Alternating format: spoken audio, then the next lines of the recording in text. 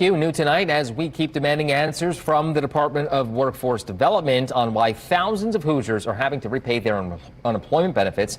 Our I-Team is finding some are being asked to repay more than what they received. I-Team 8's Jasmine Miner is digging into this for us. One woman tells me that not only was she asked to repay all of her unemployment benefits back, but she's also being asked to pay even more than what she actually received in pandemic unemployment. And she told me that she wasn't even allowed to appeal this decision. And so out of panic, she decided to pay all that money back. Sienna Sorrentino says due to the pandemic, she lost her job right when she began graduate school, where she's studying public policy and soon became dependent on her unemployment checks. It seemed like some of the case studies that we read about in class about when public agencies essentially mess up. And then she became the case study. I had received $573 and I had to pay $667 back. And I was just caught off guard. I paid the money because it scared me so much. Sienna says she was told she couldn't appeal the decision, which only added to her anxiety of staying afloat. I was just I can't pay this. And I know comparative to some of the other stories I've been reading, it's pennies, because I know some people have to pay thousands of dollars back. So I received around $10,000, being asked to pay back $13,300. Instead it was because of taxes. My heart dropped. I just into my stomach. William tells me he's already appealed and was denied, a process he says took nearly 6 months. Before that, he was a Lyft driver, but once the pandemic hit, I literally, for 2 weeks, I sat in my car waiting for rides.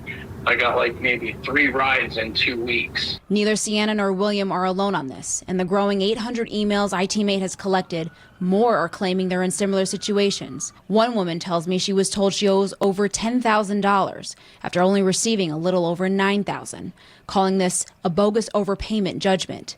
And she says she is one of the many who got all of her documents in on time. How are you planning on paying back $13,000? I have no idea. That's about how much money I made a year doing Lyft. It's about $12,000 to $13,000. As everyone, including us, is demanding answers. Do you think Indiana needs to waive these repayments? Absolutely. I think transparency is necessary, especially when it comes to any sort of financial matter. Well, in the last few hours alone, I've heard from several more people who are saying they too are dealing with having to pay more due to taxes and not getting many answers. In fact, I-Team 8 has now received more than 830 complaints in just the last 6 days. I'm Jasmine Miner for Wish TV, wishtv.com, and don't forget to give us a follow on Facebook. Jasmine, thank you very much. We have big news tonight for you. If you've been asked to repay your unemployment benefits, the state has asked News 8 to highlight an overpayment waiver request form available online. The form allows you to ask the state to skip paying back unemployment benefits under certain conditions. One of those conditions is that repayment would cause you economic hardship.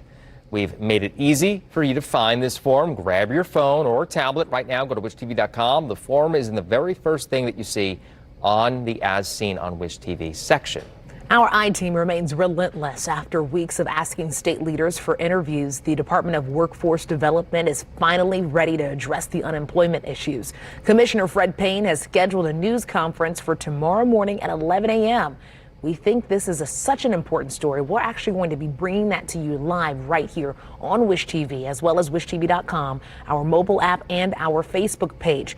I-Team 8's Jasmine Miner will be there to get you answers to these questions that all of you have been asking.